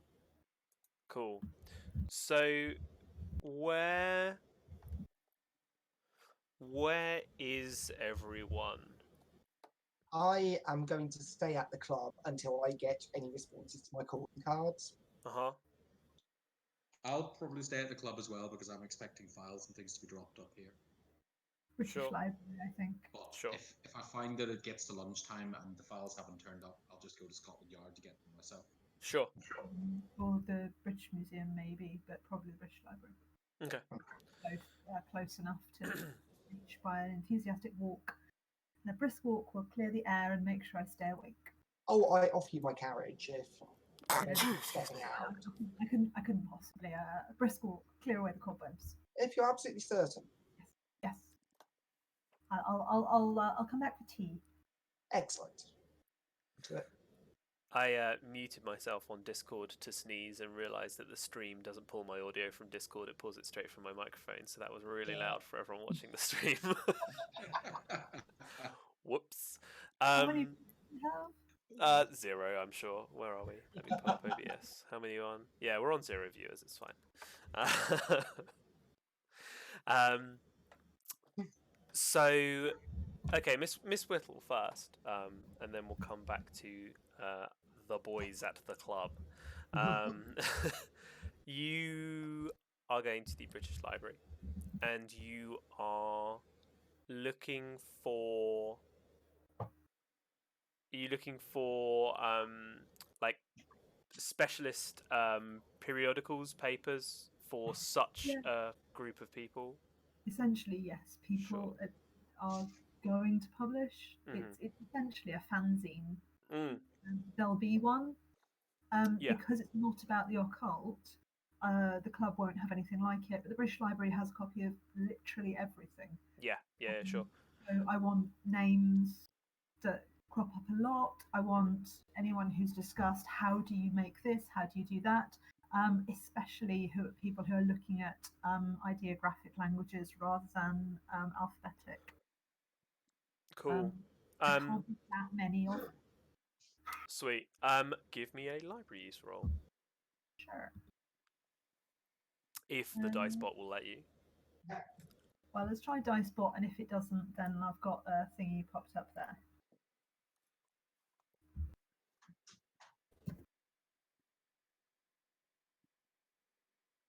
How long do you want it to wait? A few ticks of a lamb's tail. That's not the saying. What's the saying? A few flicks. Shakes of a lamb's tail? Something like that. That's the saying, right? Yeah. Something like that.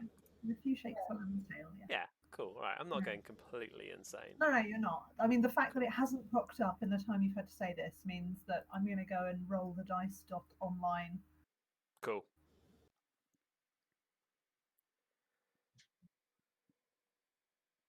I do not succeed. So, with the help of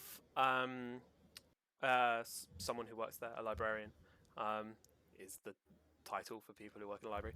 Adam is you you are able to find some stuff relating to that. There is indeed there's probably a more appropriate word than fanzine, but that's basically what it is.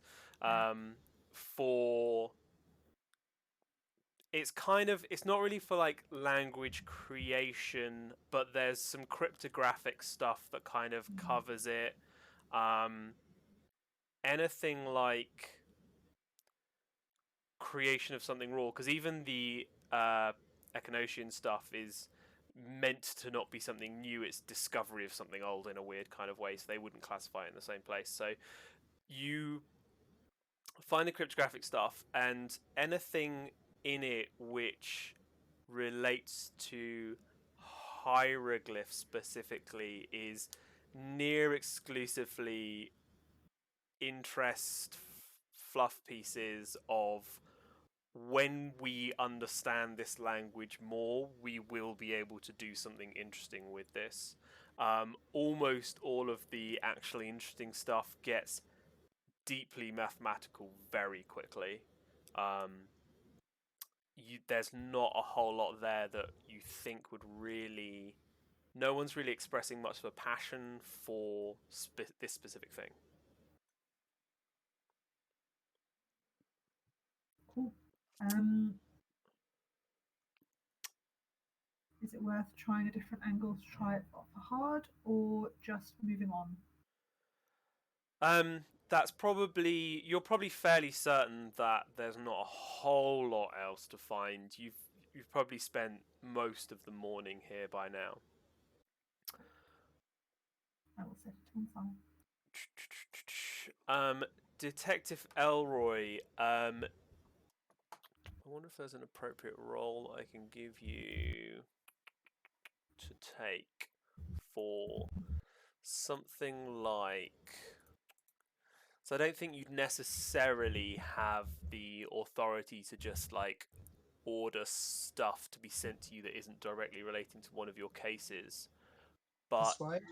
if you can give me, I reckon if you can give me a law check, then you'll be able to blag a good reason for them doing so regardless.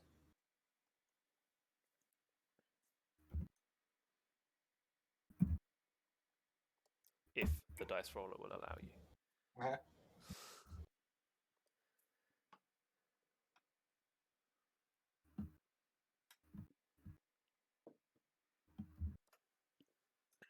It hasn't. It hasn't, no. Well, that's very frustrating. I was quite excited about being able to do this chat in the server rather than in a chat and therefore have the dice roller there and working. So it's a shame that it's... It might just be that a different bot will work. I've seen one called Dice Maiden used. Yeah. Try doing it in the dice tray rather than in George Edmondson. Sure. That would be very strange if that worked better, but worth a shot.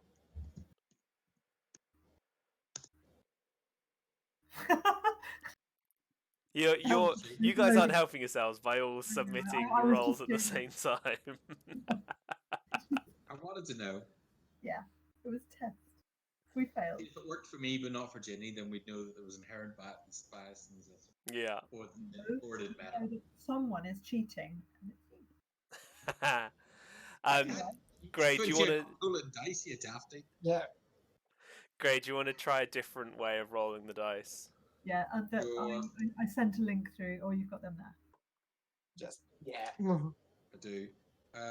34. That's a pass. Cool.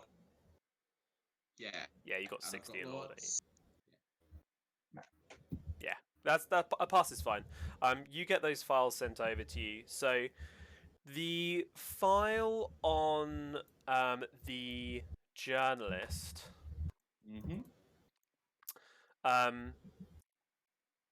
it contains a number of different things. They are mainly allegations of stalking and harassment and almost countersuits, lawsuits for defamation from people who he has exposed or has been writing exposés on. Are they threats, or did they ever actually take it into court? He has himself reported threats, including death threats. You don't have, or in the file is not any evidence of him threatening other people. Sorry, what I mean is that if people are suing him or suggesting he's been stalking or harassing, and they've ever taken it to a legal setting, has it ever been upheld? What I'm trying to find out is, does he have a criminal record, or is he so far, particularly when it comes to things like slander or libel, if it's never been upheld against him, the chances are it's because he had enough. You'd also be able to get an idea whether it's court and payments, and yeah. Well, it's not even that, to be honest. It's more, it's a kind of, it suggests that if someone says, you've been slandered me, and he goes, here's all the evidence, I'll see you in court, and then the case goes away, that suggests he is quite a good at it as sort of investigator. He does not have a criminal record, and it looks like a lot of the allegations have been dropped. So it looks like he is pretty good, and he has Okay. found where bodies are buried. Okay. Is there anything? Yeah, go on. I was just going to go on to the other document that you requested. There, it's quite a sizable document file. There is a lot of forgery and forgery of Egyptian artifacts. Give me a library use roll as you spend most of the morning looking for anything interesting in that. Okay. 18. So I think that might be. Yes, it is actually. Cool. There is a lot of forgeries.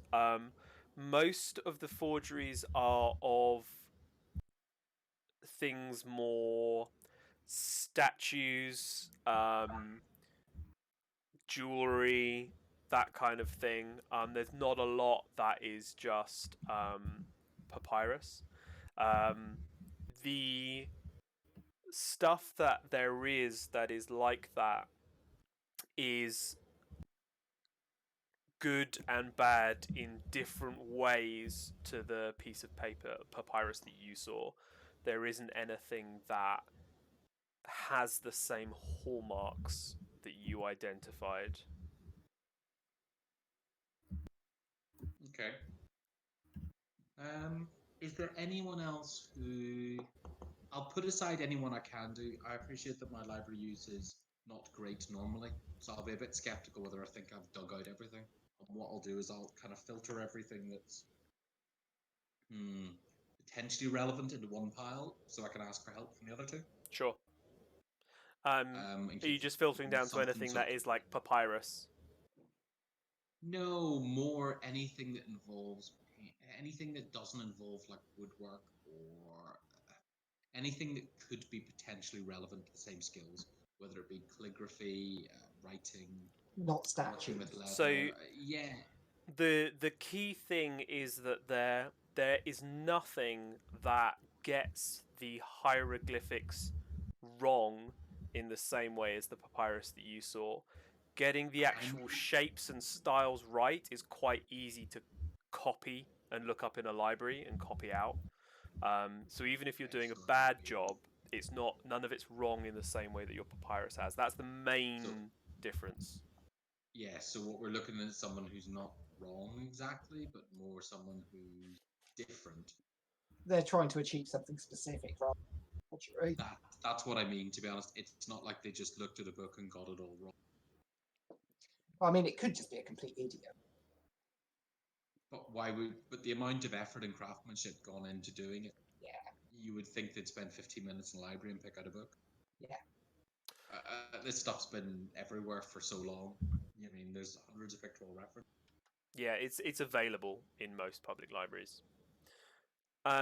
Oscar, you receive um an invitation to a dinner from a Pierce Blake, who is someone who's he's not a very he's wealthy.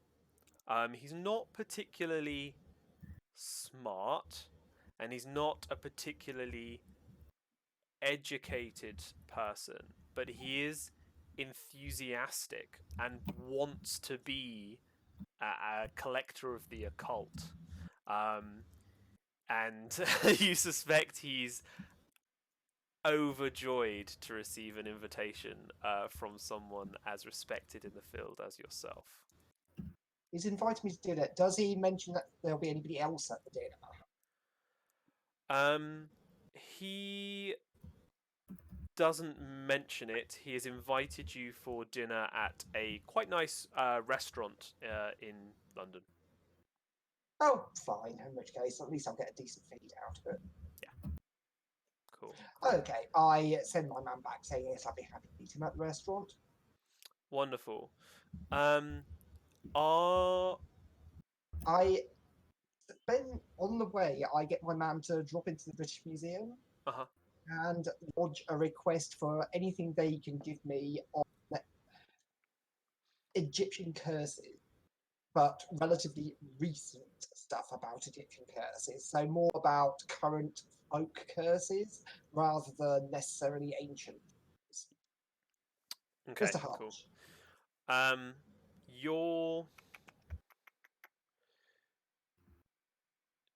Your manservant returns. Yeah, I'm not gonna make you roll for that. He returns empty-handed.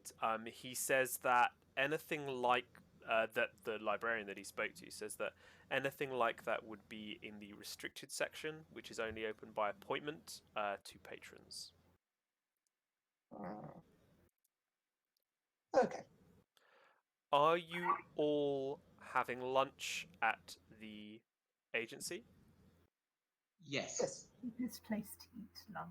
Yeah.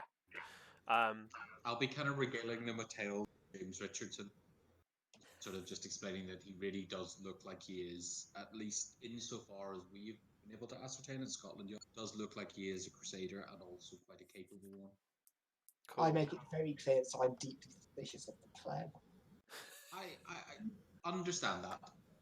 However, there have been several lawsuits lodged and cases brought forward with the understanding that if he publishes such and such or he does not track such and such, they will take further action. And then all of those cases have gone away. But still, he should know better than to drag his better's names through the pot. It's a bit In fairness, awful. how to put this delicately, Mr. Blackwater? If they weren't guilty, they couldn't be outed as guilty. Which may be a rather police Yes, focus, but but however, these I'm people. not sure that a common journalist could necessarily understand the He's not. nuance. Perhaps, however, he's not investigating people's private lives, so this is not matters of torrid affairs or other such things. This is financial misdeeds on a rather large scale. I understand if he was digging up people's private lives or who they spent their time with or something like that, there'd be something rather sordid about it, and I don't believe it should be a matter for public. Okay, Whereas his is criminals of a rather clever financial stripe, and in particular people who take money from people who con them, essentially, I suppose, would be a good way of putting it. So you might look on at the fact that people like yourself might be more vulnerable to his deprivations on the grounds that he is not going to be particularly interested in someone who cons a poor shopkeeper out of a few £100 or £50 for a pension fund, but rather he'll be going after the wealthy.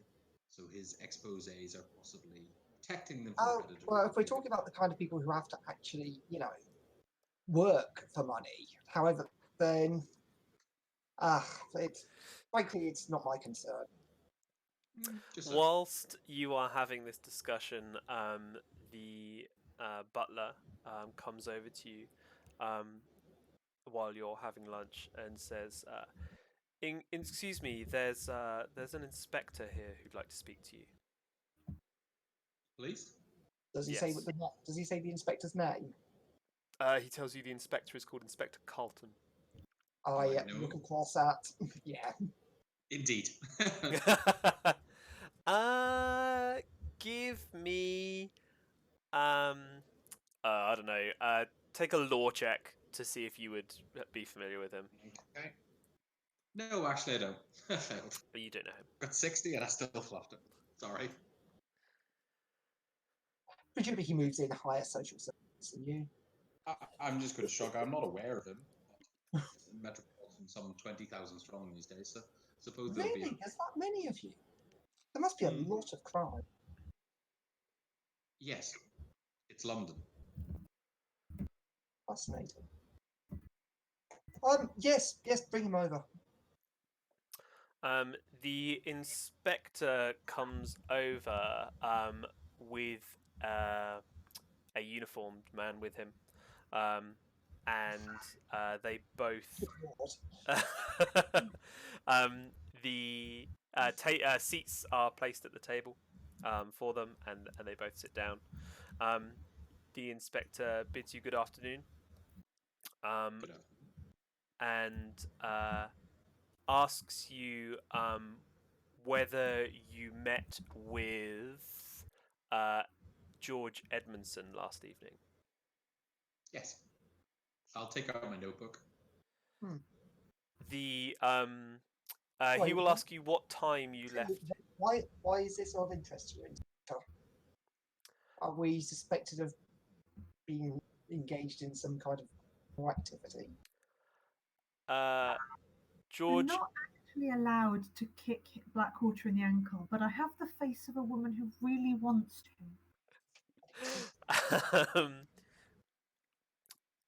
I'll just sort of shrug when he asked the question. When we left at 11:05, returned by cab across here 11:20. None of the three of us, as far as I'm best aware, certainly I did not left the building thereafter. Retired to bed reasonably shortly thereafter, I understand. But there were rooms taken here in the building, and I didn't hear anyone leave. The uniformed officer is writing down everything. I'll just give him the number of the cab. Oh, it was my driver. It was your driver, sir. Yes, I can summon him now if you want. We will get to that, but that's good to know. Thank you. He then. Sorry. What's this about? He tells Why are you you interrupting our... that he kind of stares at you pointedly for a bit, and then tells you that George Edmondson was discovered by his staff in the early hours of this morning. He has unfortunately passed away. We are currently investigating the matter. Oh my. How ghastly. Indeed. Most You unfortunate. can't possibly think we have anything If you're to do. investigating the matter, might I ask, is foul play suspected? At the moment, we are gathering all of the evidence, sir. Can anyone other than people directly in your employ verify your whereabouts last night? I'm the night porter. Here. I guess they aren't directly in your employ, but you are all employees of the same agency. Is there anyone else who can verify your location? No, but we can verify when we left.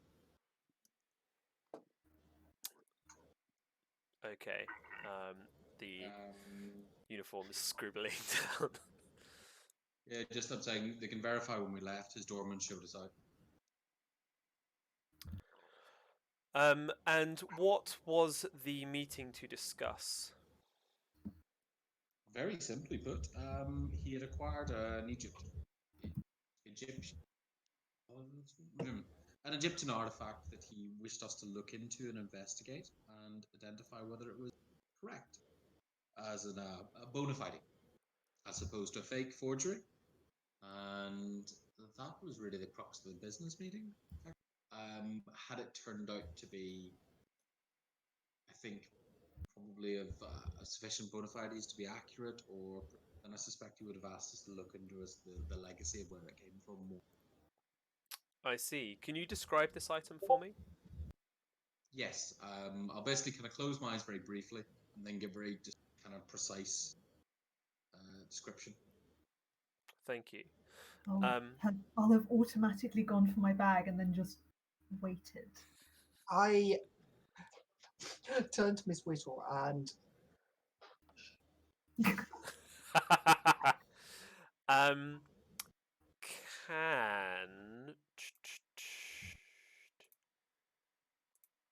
Detective, can you give me something like a persuade roll for me? Yes. Any bonuses? No, just a straight Well, for being persuade honest. roll. No. Okay. That's fine. I'm going to do a psychology roll if you don't mind. Yeah. On the grounds that seem to be paying an undue amount of attention. Yes, that is a pass. 45. You can determine from him that he started off. He's obviously come to you because he knew that you had met him, and so as some of the last people to see him alive, you are naturally suspects.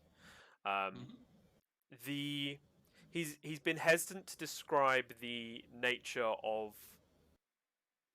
the death, The more which information we have, the less we can share because yeah, which could just be him being a good policeman. It it could be something else. It's kind of hard to tell without knowing more about him as a person. Okay. But he's treating you like suspects. And I don't like it. we can tell. What But you're also being exactly is the remit of how far he can push this? Because he's kind of turned up a bit. Sorry, Jenny, were you talking? No. No, I genuinely was checking. I don't know whether you were saying something first of all. It kind of I cut was it. barracking. Fine. I'm gonna try and get a law roll to see just got to play on what he can get told to get stuff done. Sure. That is a pass, 38. So not a half though. Not hard. So if all he has is that you were the last people to see him alive, that's not really enough to detain you or anything like that. He would need something to give you, like, he has no motive, and he, without knowing how the murder was done, you're not sure. What you can say to make sure that you didn't. Yeah, and like he's Anyways, For- knowing what happened would be all the worse for us. for George Edmondson to have died under circumstances that would lead to a murder investigation without the staff also being murdered, Or being aware of some disruption. or being aware of some disruption until after the fact, there must be some kind of strange circumstances. So he probably doesn't have a means or a motivation. So while you are prime suspects, he probably doesn't have a lot to go on. But this is the Inspector. first few hours of the investigation. Inspector, you've barged in here. You're throwing accusations around. You're doing harm to our reputation. Look, what's actually happened? Tell us the facts. If we can be of any assistance, we will. And if I'm going to roll intimidate for that. Sure, go for it.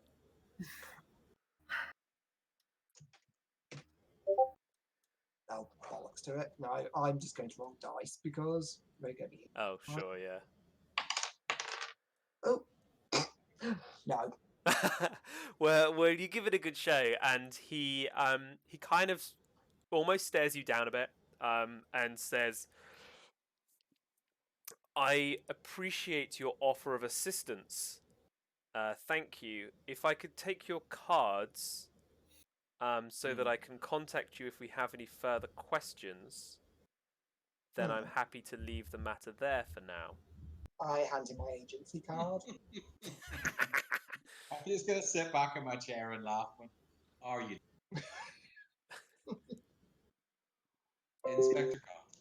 I rather I think we- pointedly go back to eating my lunch and ignore him. Sure. Yes, I would. Inspector Cobb, and I think we both understand exactly the full range of your remit allowed to you in this situation. Now, I'm more than happy to help as I provide you all the information I possibly can, but let's not overplay our hand and pretend some authority we do not yet possess. I'm happy to provide whatever input and support I can from this going forward. Let's not start down this road, shall we, early on? Are you wearing your uniform? No, but I will calmly place my card on the table. Okay, Well, cool, sure. You'd have the wallet card. He will take your card and raise an eyebrow, and then hand it to the uniform with him. And then he turns to look at you, Miss Whittle. I will. Yeah. I will silently hand over a card, looking very meek and overawed by his authority, unlike everyone else around the table.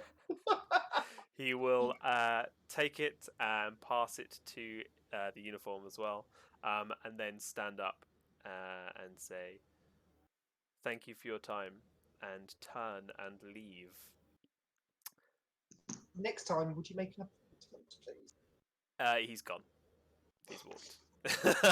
Oh, that was my party shot. Sure. Yeah. That's fine. Um, That's fine. We will probably call it there because that's quite a convenient point Yep. to call things. Next time we will kick off with a bit of a recap and then go straight into what you want to do that afternoon. Excellent. Certainly. Thank you. Cool. Thanks very much, everyone. Oh, no, thank you. That's fine. Good. I'm glad. I'll catch you all soon.